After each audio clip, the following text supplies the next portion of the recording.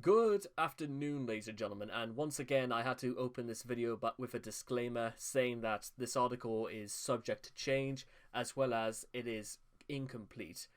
In fact, speaking of incomplete, there is so little about this, then I'm just going to jump straight to the point. And one thing I also going to emphasize is let's try not to jump to any conclusions because as you probably might be suspecting, what information we do know is mostly what we've sort of discussed already about what Daniel actually spends his money on as opposed to things that he desperately needs / wants. But anyway, let's get to it. Daniel was not particularly known for well-managed finances and or good spending habits. When Nancy Scheimer died, that's his grandmother, she left her money to Daniel in a trust fund managed by Bob Proctor. Though we do not know how much money was in Daniel's trust fund, Daniel will sometimes post updates on his finances via an app on his smartphone, but these screenshots are completely unreliable. Daniel, despite giving this money to spend on housing, medicine, food, and water, often spends it on gambling and tech items that he will inevitably destroy. Even when he's penniless, Daniel often uses dine and dashing to enjoy copious amounts of food at no cost. Daniel also spends a significant amount of money on his collection of sex toys to satisfy his fantasies. Given the fact that we have no idea how Daniel is even able to clean any of these, one can only assume he uses them once and literally throws them away.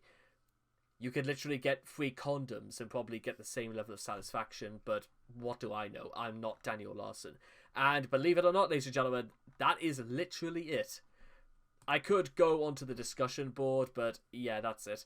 It seems basically impossible to properly source and maintain, and yeah, to be honest, I think it's the best thing I can say is that we should leave these sort of tales down to speculative reasons, because one thing I'm just gonna enlarge the thing just so I can talk to you guys a little bit more face to face is that the best thing to take away from articles like these is the fact that because there's no way we can actually track and there's no way that anyone can have any sort of reference anything, there's very few. I don't think there's anything that Daniel Larson is subscribed to via I don't know, Disney Plus or Netflix.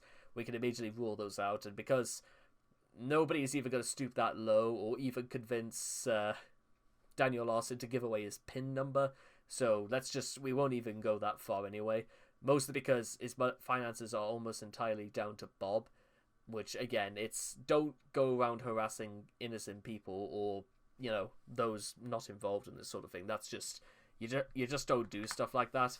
And finally, what I will add, and this is probably going to be a little bit off the cuff to say this, is that if you do want to avoid being in situations like Daniel Larson's in, then if ever there was a good time to know how to actually manage your money, now's the time, ladies and gentlemen.